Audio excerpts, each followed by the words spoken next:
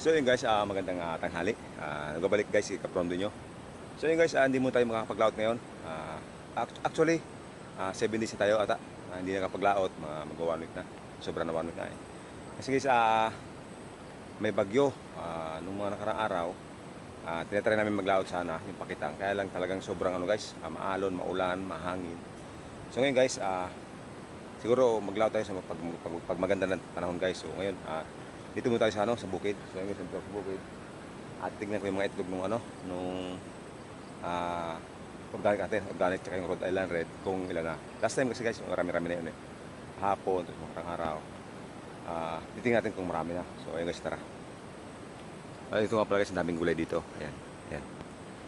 Ito guys, para pagulong. Ayan o. Ito pa. Ayan guys, hanggang dun. Ayan guys, ang daming para pagulong. Ayan o. Ayan. Ayan guys, ang dami. Pwedeng ulamin yan guys. Tsaka may dyan sa baba, may talong dyan, may talong pa yan guys. Hindi lang masyadong kita kasi madamo na. Ayan o. So ayan guys, yung mga manok natin. Ayan.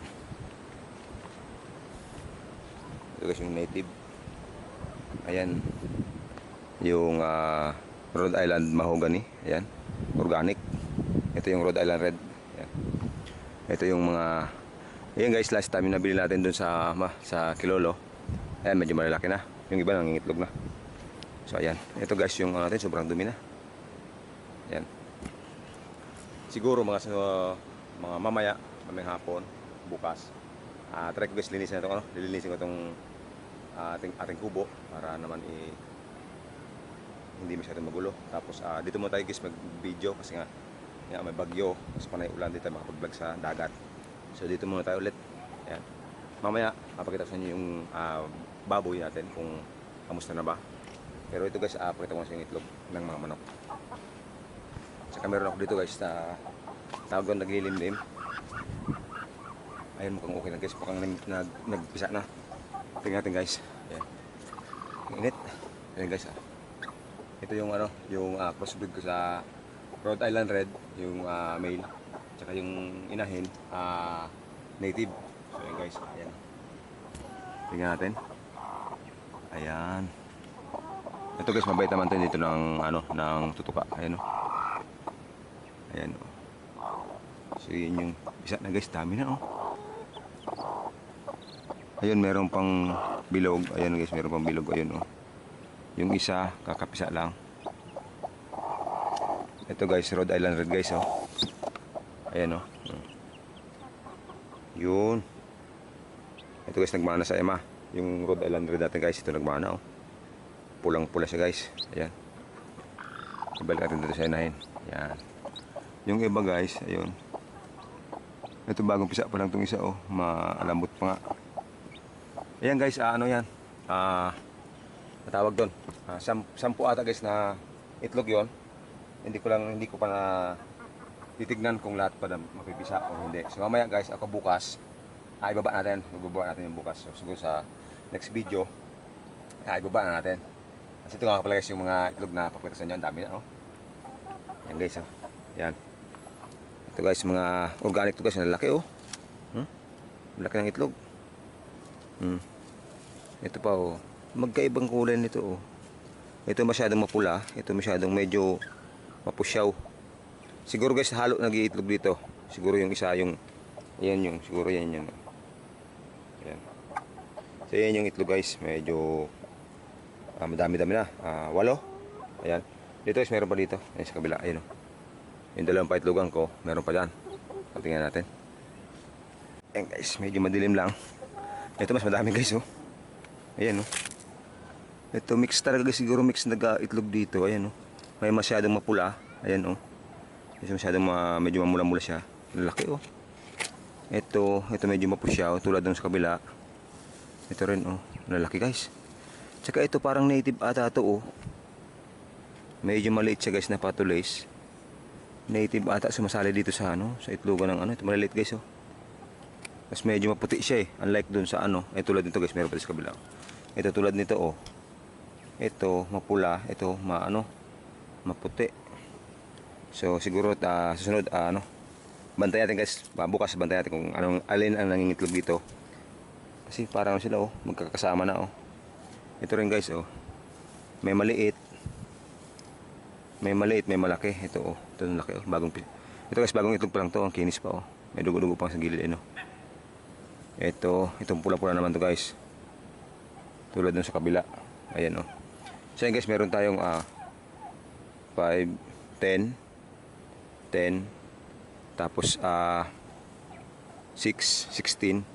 Tapos meron tayo guys dun na itlog na, ilan ba yun? 8 ata yun? 8 ba? So ayun guys, parang 8. So 16 plus tawag doon, 16 plus 8 tawag doon, 24. Ayun guys, meron tayong itlog na 24 guys. Ayun, tsaka yun nandito. Tapos yung guys, bukas ibaba natin yung yung manok na yun. Yung ating crossbreed Rhode Island Red plus native. So ayun guys. Ayan yung pato guys. Ito guys, medyo malapit na rin itong mga itlog. Yung ating mga pato. So ayan. Guys, medyo magulo yung ating kubo. Ayan. Pero sa mga susunod araw guys, malilinis natin yan. So ayun, tingnan natin. Andun yung guys yung ibang manok ilalim mo. Tsaka ito guys yung paabo ko guys oh. Ayan, may laki na ng patawag doon. Ayan o. Ang tawag yan, medyo binata na. Nagagalit na eh. So ito guys, may anti-pids dito. Pakain natin. Kurok ko. Kurok ko. Kurok ko. Kurok ko. Kurok. Tik tik tik tik tik tik tik tik ko. Kurok ko. Kurok ko. Ayan guys, dalawang native guys. Anak nito, ayun itong puti na to. Anak nito. Tapos ewan ko kung saan galing yung yung breed niya to. Kasi white legs tsaka yellow legs yun. Kuko. Ito guys yung mga nangitog guys, nangitog na to. Yung dalawang malaki na yon. Yung isang hindi. Ito yung Yung kay Boss Snowly na black astrolot guys, hindi pa nangitog yan. Pero malapit na siguro. Ayun pa, meron pa pa eh. Ayun pa yung dalawa. Ito yung isa bagong dating ko. Ayun yung mga alaga natin guys. Medyo madami-dami. Yups! Kurok oh.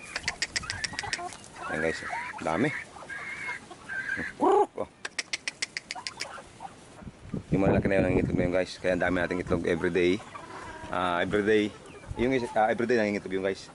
Kaya pinaplano namin ni Papa.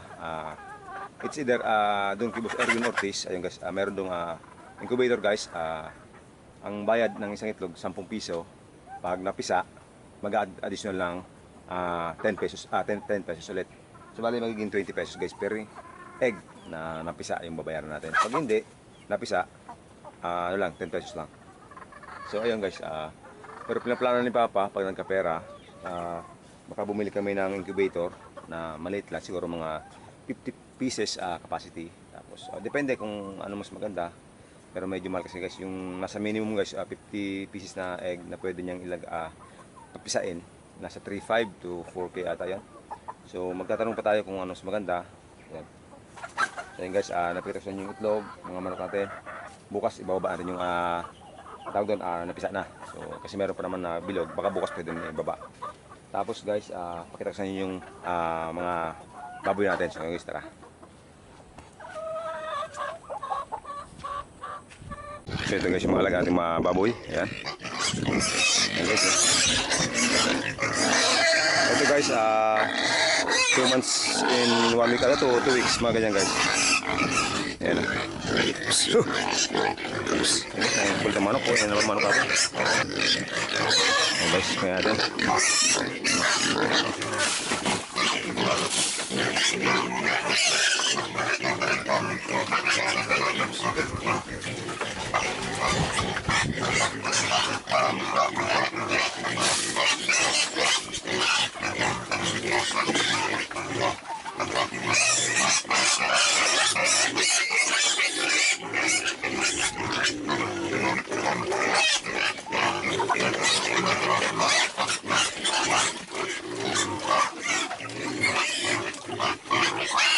Ayan guys, ang lakas na kumain. Ito yung ano to, yung malalaki na to. Yung isa naman, yung maliliit, medyo ano. Ako naman, malakas din kumain. Nakakaubos na ng ano guys, nakakaubos na yung guys ng 2 kilo sa isang araw ang kada isa. Kaya lakas na lang pigs nila guys. mag-consume, malakas na mag-consume ng pigs. Mag-consume ng manok ulit. So yun guys, yung isa naman kaya natin, yung maliit, 1 month in 2 weeks ata guys, ito yung dito. Yun, tara, kaya natin. Ito guys, oh, nalulok. Alam, nalulok na.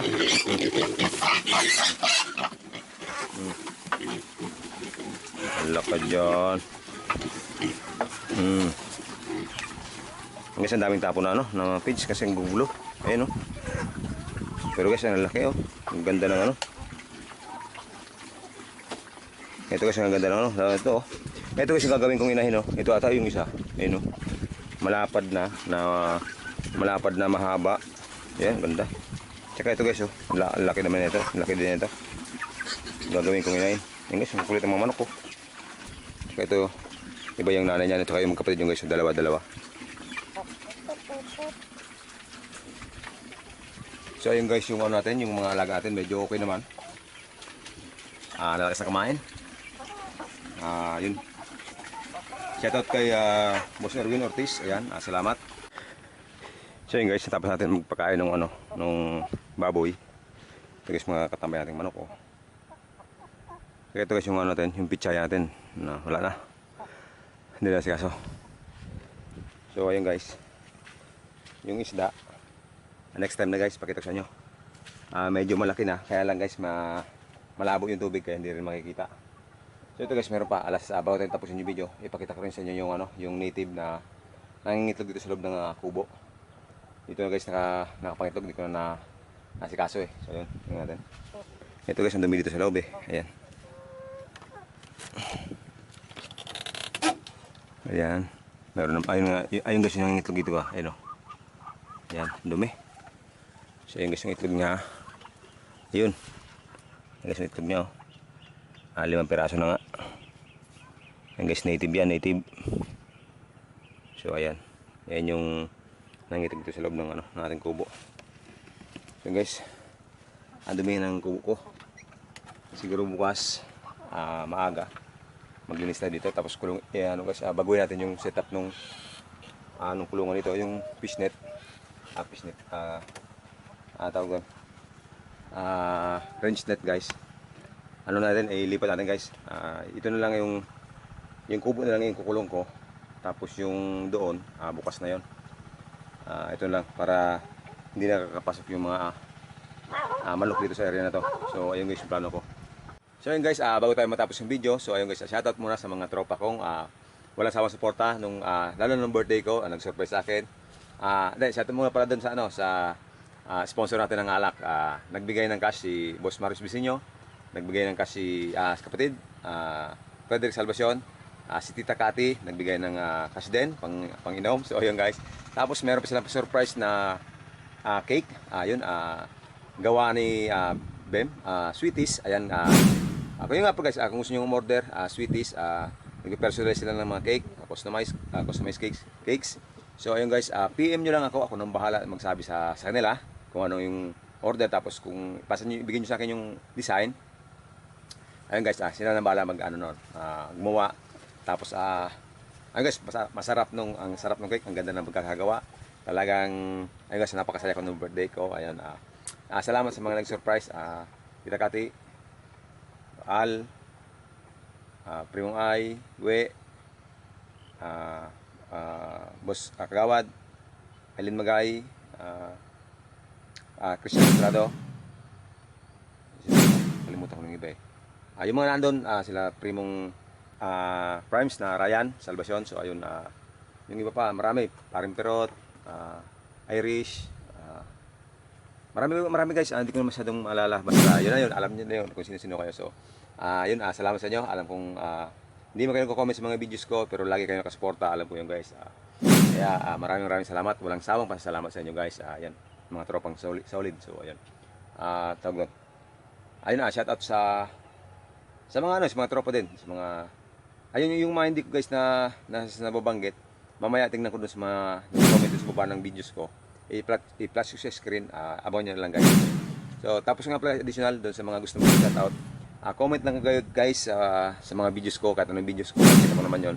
i-screenshot ko tapos plus ko sa screen. So ayun yes, minsan hindi ko na naasikaso yung mga shoutout kasi ang tawag doon nabibisi. Tulad ngayon, inasikaso ko yung bangka doon sa Dunsol kasi nga guys, may bagyo. Galing ko nung kahapon. So pagod-pagod. Tapos ayun, yun nga iaangat daw nila. Hindi ko sure kung kailan. Kasi baka masira nung bagyo yung bangka, sayang naman. So pero talagang inasikaso ko kahapon. So ayun guys, ayun, hindi ko na papahabayan yung video. So ayun, tapos na. Maraming salamat sa lahat ng sumusuporta sa From DTV channel. God bless. See you sa mga sunod na videos.